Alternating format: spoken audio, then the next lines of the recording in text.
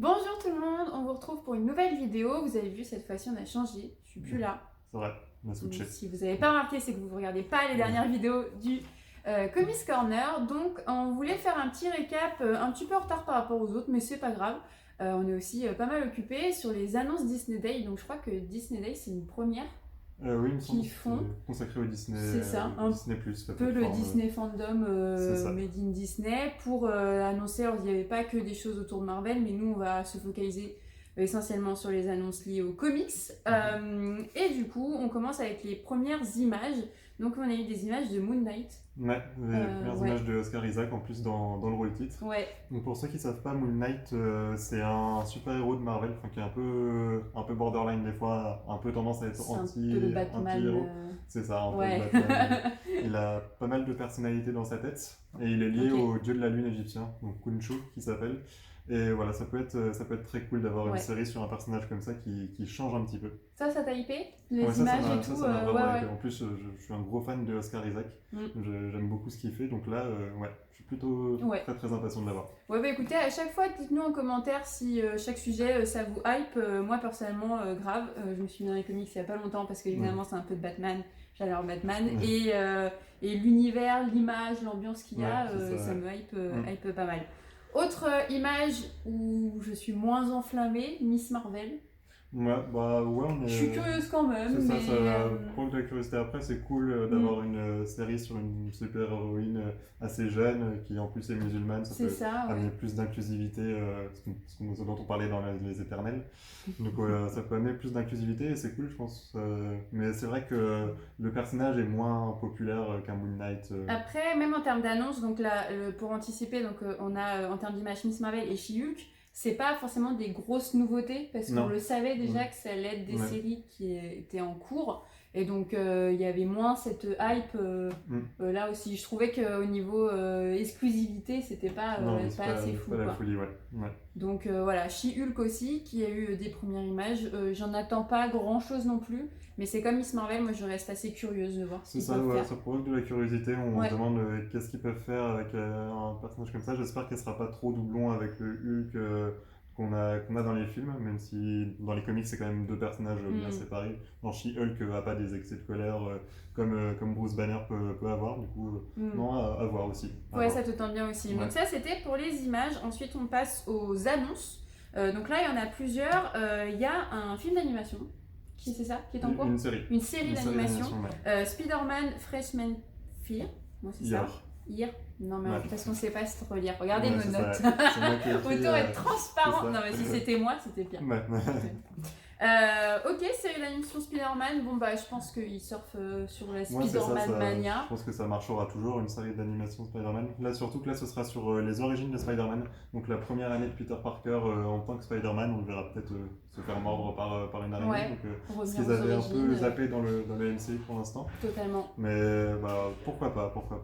Je pense que les séries d'animation Spider-Man c'est plutôt une base solide et je pense aussi que le Spider-Man New Generation a changé la donne, que maintenant on comprend que le film d'animation n'est pas réservé qu'aux fans, mais il y a eu beaucoup de néophytes, de personnes qui ne connaissaient pas, qui ont été hyper hypées par ce film-là, tant par la qualité que le niveau scénario. Donc j'espère qu'ils vont arriver quand même à faire le même truc. Moi, c'est la grosse hype que j'ai sur les 4 annonces, parce qu'on enchaîne avec la deuxième qui est Agatha. House of Harkness. Alors Agatha, c'est un personnage que vous retrouvez dans la série WandaVision. Il y a énormément de teasing sur elle. On pense que c'est elle qui est dans le prochain film Spider-Man No Way Home. Enfin, il y a tout un truc de sorcellerie et de magie. C'est ça, elle est possiblement liée à pas mal de choses, par exemple à Doctor Strange. Et comme en plus on sait qu'il y aura Wanda dans le prochain Doctor Strange, peut-être qu'elle fera une apparition ici. Et puis c'est un personnage intéressant, qui a des pouvoirs très très puissants aussi, donc pourquoi pas, je suis assez curieux de voir ça. T'es assez curieux. Autre annonce, Marvel Zombie. Ça c'est pas trop étonnant pour moi parce que y a un épisode dans What If, donc What If, dernière série d'animation Disney. Je sais plus combien d'épisodes, je crois qu'il y en a 10. 9 ou 10. 9-10, et il y a un épisode sur Zombie. Ça, c'est un comics assez connu, c'est une série de comics, je crois. Ouais, de Robert Kirkman à la base, donc l'auteur de Walking Dead qui s'est spécialisé dans Zombie. Voilà.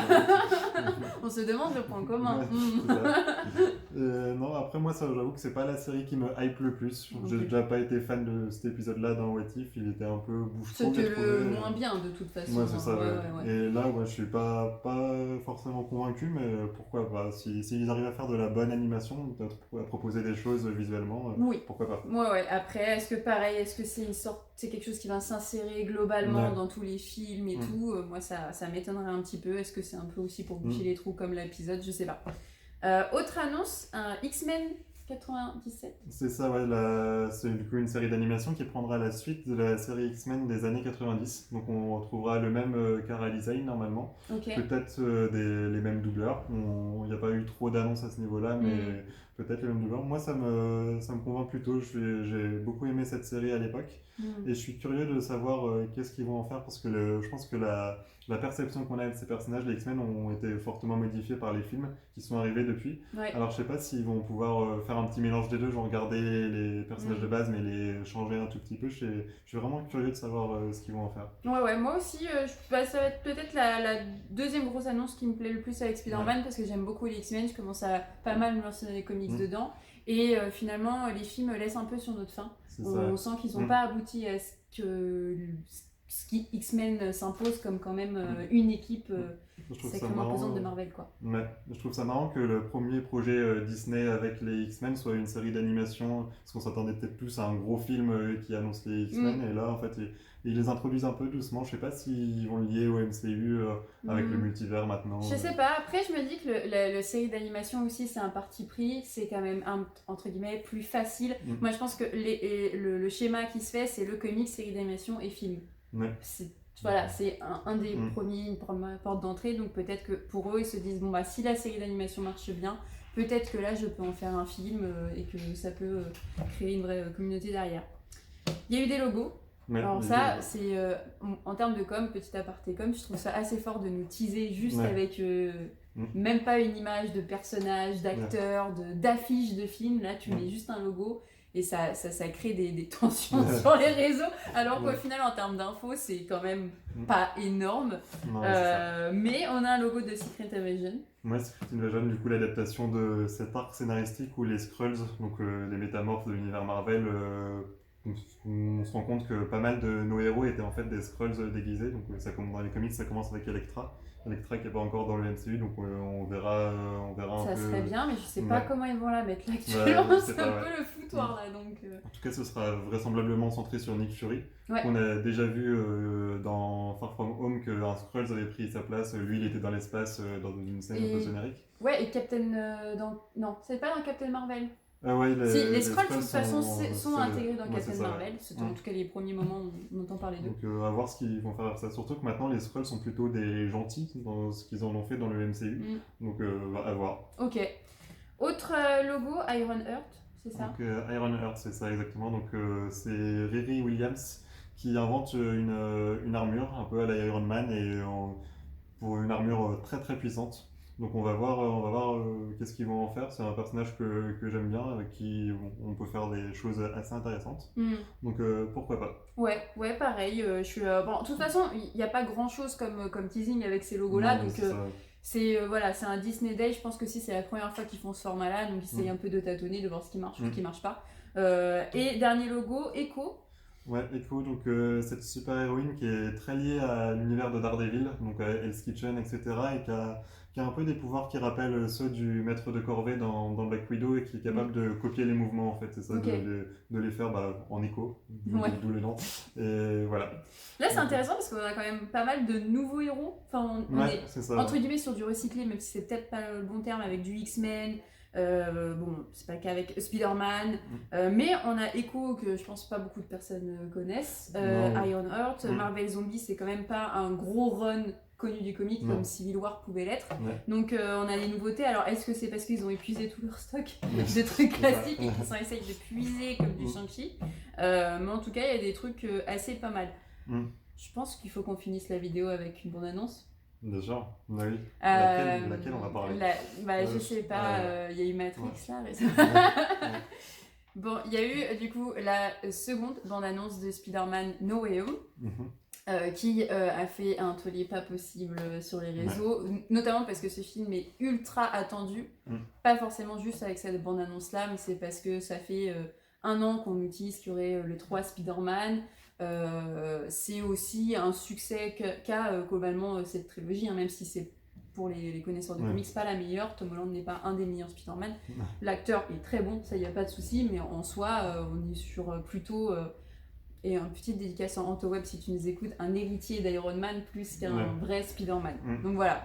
Mais après, ça reste des bons films, blockbusters, movie, et on a très très hâte d'aller le voir. D'ailleurs, on est invité par le Comics Corner pour aller le voir. Et on fera aussi une vidéo débrief, je pense à 3, si on peut, avec Jimmy sur ça. Qu'est-ce que tu as pensé de la bande-annonce ? Je l'ai bien aimé, j'ai trouvé ça pas très surprenant qu'on en apprenne finalement pas plus que ça. Il y a des rumeurs comme quoi les Tobey Maguire et Andrew Garfield auraient été effacés numériquement. Je peux pas dire si c'est vrai, mais je trouvais cool. Mais on n'en apprend pas énormément, mais en même temps, je préfère attendre le film, je préfère être surpris pendant le film que la bande-annonce me dise tout. Du coup, c'est une bonne chose. Je suis d'accord. Après, c'est quand même une longue bande-annonce pour finalement pas d'infos scénaristiques. J'ai pas du tout envie d'être mauvaise. En fait, j'ai très très hâte. Je suis hyper mitigée parce que j'ai très très hâte parce que il y a un effet de nostalgie que joue Sony Disney. Revoir le bouffon vert, Dr Octopus, il y a quelque chose, tu vois, au niveau émotionnel. Après, moi, c'est ce qui m'inquiète, c'est quelle est l'histoire, quoi. J'ai un peu peur que ça soit un peu plat et que ce soit une succession de bagarres pour finalement te réintroduire globalement le multiverse. Mais on sait que ça sera bien fait, on sait qu'il y aura des gros moments d'émotion. Voilà, après, je pense que ça va être aussi la fin de Tom Holland parce que j'ai cru voir, en plus c'est très récent là, hier ou ce matin, que Tom Holland peut-être voudrait laisser la main, qu'il partirait sur d'autres films. Il a parlé de Miles Morales notamment, ça serait assez cool. Oui, et il a tout à fait raison. Le mec est producteur en fait. Donc voilà, bon, en tout cas c'était une bande-annonce à effet sensationnel et on a très très hâte de le voir. Voilà, je pense qu'on a fini avec nos petites annonces. N'hésitez pas à nous dire vous ce qui vous hype le plus, qu'est-ce que vous attendez de toutes les annonces Disney Day, qu'est-ce que vous avez pensé du Disney Day. Je pense qu'ils vont être un peu plus se roder les autres fois. Et nous on essaiera l'année prochaine de voir ça, peut-être faire ça en live, etc. Bref. Bref, vous savez quoi faire, venez en boutique, commentez, allez sur notre site comicscorner.fr et à bientôt. À bientôt.